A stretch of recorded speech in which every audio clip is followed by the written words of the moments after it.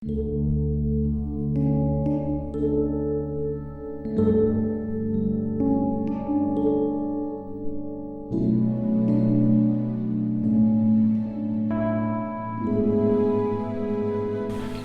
pagi saudara yang dikasihi Tuhan. Kita jumpa pada hari Rabu tanggal 15 September 2021. Pagi ini saya akan membaca dari Amsal Sulaiman pasal 15 ayat yang keempat, yang berkata seperti ini. Lidah lembut adalah pohon kehidupan, tetapi lidah curang melukai hati. Sebagai umat manusia, seringkali kita diberi kekuatan, kemampuan, pengaruh yang besar pada lidah kita, namun sayang kita tidak gunakan sebagaimana mestinya.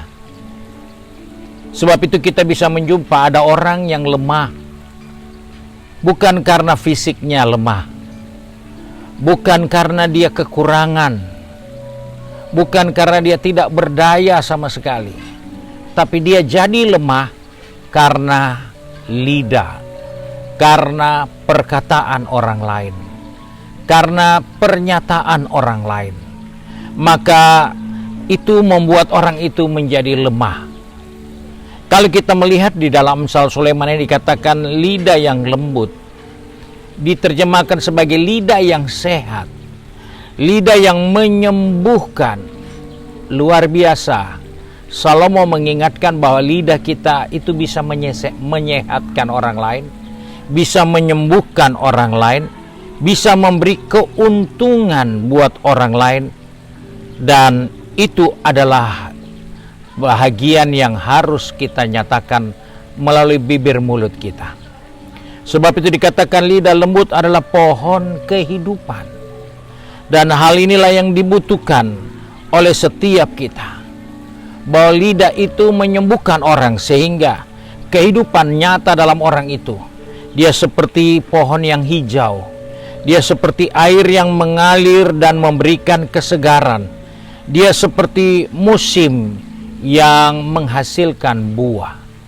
Itulah kehidupan yang diterjemahkan oleh Salomo. Sebab itu kita bersyukur kalau kita dapat menggunakan fasilitas yang baik ini, yaitu lidah kita untuk memberi kesembuhan, untuk memberi kehidupan, untuk memberi kesehatan, dan di dalamnya ada orang lain yang akan terbangun melalui kehidupan kita. Namun dikatakan juga, tetapi lidah curang melukai hati. Di sini kita melihat bahwa ada lidah yang bisa membuat orang lain luka yang tidak kelihatan tapi ada di dalam hati. Dan itulah yang diingatkan oleh Salomo. Karena lidah itu curang, maka hati orang yang mendengar akan merasa dilukai. Di sini kita melihat lidah curang, yaitu lidah yang membengkokkan. Apa yang benar dipelintir jadi salah. Memberi kesesatan yang sebenarnya harus lurus tetapi akhirnya dibuat menjadi tersesat. Atau dibuat sebagai transaksi bengkok. Transaksi yang tidak bersih. Itulah curang yang dikatakan oleh Salomo. Dan itu adalah bahagian yang kita harus perhatikan dalam kehidupan kita. Bahwa lidah curang itu akan melukai hati. Tapi lidah yang lembut, lidah yang sehat, lidah yang memberi kesembuhan, lidah yang memberi kesegaran akan membuat sesuatu yang lain, akan membuat kehidupan nyata, akan membuat kesegaran kembali. Dan itulah bahagian yang kita harus upayakan dalam diri kita. Karena firman Tuhan katakan, dengan perkataanmu engkau akan dibenarkan, dan dengan perkataanmu engkau juga akan dihukum. Sebab itu kita diingatkan pagi hari ini, lidah lembut adalah pohon kehidupan, tapi hati curang akan melukai hati. Mari kita satu di dalam doa. Kembali kami datang kepada Bapa di surga dengan mengucap syukur karena oleh kasih setia Tuhan Engkau mengingatkan kepada kami hari ini untuk kami memperoleh dan menggunakan fasilitas yang terbaik yang Tuhan berikan dalam kehidupan kami, yaitu lidah kami, untuk memberi kehidupan, untuk memberi dampak, untuk memberi pengharapan, untuk menyehatkan orang lain, bukan untuk menyesatkan, bukan untuk merusak dan menghancurkan orang lain.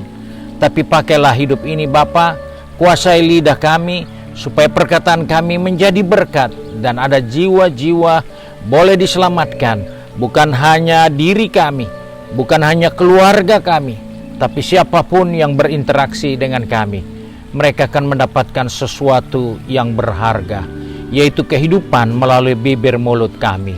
Sebab itu Bapa, pertetapkan langkah kaki kami, pegang tangan kami, biarlah kebenaran firman-Mu menjadi bahagian kami sepanjang hari ini, sehingga nama Tuhan dipermuliakan melalui kehidupan kami, dan setiap pembicaraan kami sepanjang hari ini bisa memberi kesehatan, bisa menyembuhkan yang sakit, dan bisa memulihkan orang-orang yang membutuhkan pertolongan.